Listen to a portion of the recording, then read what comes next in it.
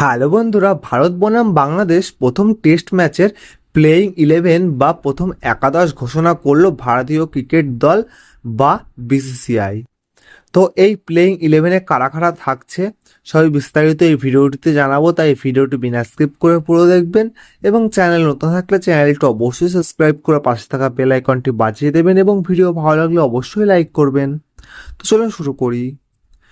তো এই প্লেয়িং 11 বা এই একাদশে থাকছেন, প্রথমেই ক্যাপ্টেন হিসেবে থাকছেন রোহিত শর্মা, তিনি ওপেনিং করবেন এবং তার সাথে ওপেনার রয়েছে যশস্বী জয়সওয়াল।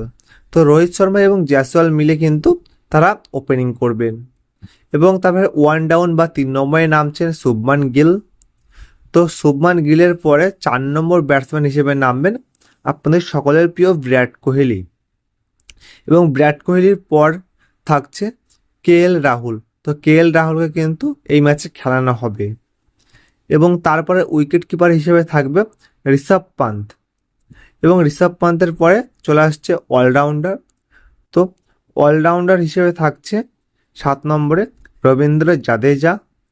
তো জাদেজা কিন্তু বিশ্বমানের অলরাউন্ডার এবং তারপরে তার সাথে অলরাউন্ডার হিসেবে থাকছে রবিচন্দ্রন আশ্বিন এবং রবিচন্দ্রন আশ্বিনের পরে কিন্তু আরেকটি অলরাউন্ডার তারা খেলাচ্ছে।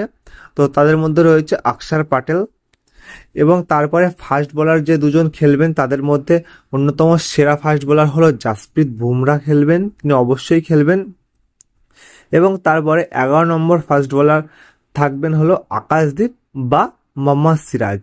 তো আকাশদীপ এবং মোহাম্মদ সিরাজের মধ্যে যে কোনো একজনে খেলবে। তো আকাশদীপের খেলার সম্ভাবনা কিন্তু অনেক বেশি। তো এই ছিল ভারতের প্রথম একাদশ বা ভারত বনাম যে বাংলাদেশ প্রথম টেস্ট ম্যাচ রয়েছে সেই টেস্ট ম্যাচে কিন্তু এই একাদশটি খেলবে। তো আশা করি ভিডিওটি ভালো লেগেছে। তো ভিডিওটি শেষ পর্যন্ত দেখার জন্য অসংখ্য ধন্যবাদ।